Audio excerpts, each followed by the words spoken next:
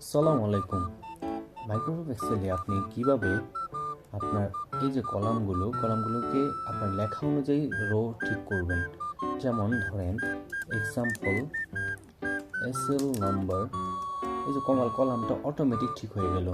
আবার যদি আমি লিখি নেম, আবার অ্যাড্রেস, লোকেশন, স্টাফ আইডি, এই যে কলামগুলো ঠিক হয়ে যাচ্ছে, সেটা কিভাবে করবেন? সেটা করার জন্য সহজ একটি মাধ্যম হচ্ছে আপনি শিট 1-এ যাবেন, সেখান থেকে ভিউ কোড থেকে এখানে যে অপশানটা, যে sales dot enter column dot autofit, সেটা লিখতে হবে। সেটা কিভাবে লিখবেন? সেটা লেখার জন্য এখান থেকে ওয়ার্কশিট জেনারেল নর্মালি থাকবে, সেখান থেকে ওয়ার্কশিটটা নেবেন। ওয়ার্কশিট নেওয়ার পরে সেখানে লিখবেন সেলস ডট এন্টার কলাম, এখানে অপশান আসবে এন্টার কলাম, এই যে এন্টার কলাম চলে আসছে, enter column double click dot then হচ্ছে অটো ফিট, এই যে অটো ফিট অপশানটাকে সিলেক্ট করে দেবেন। ওকে, দেন এখানে সেভ করে দেন এদিকে চলে যাবেন, সেভ করে ইয়েস, ওকে, দেন আপনার অপশান চালু হয়ে যাবে। সো কাজ করার সময় সেখানে চলে আসবেন।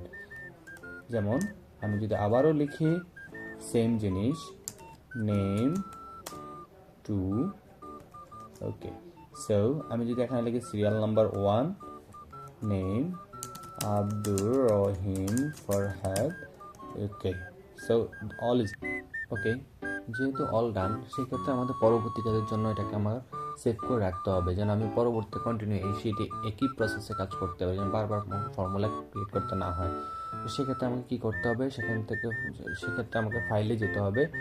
ফাইল থেকে সেভ এস থেকে যে অপশানটুকু আসবে সেখানে এক্সেল ম্যাক্রো এনাবলড ওয়ার্কশিট, এই অপশানটাকে আমাকে সেভ করে রাখতে হবে। Excel macro enabled workbook save, and option আসবে ইয়েস, ওকে। সো এখানে এই শিটে all is done. Thank you so much. পরবর্তী ভিডিও পাওয়ার জন্য অবশ্যই সাবস্ক্রাইব করে রাখবেন। ধন্যবাদ।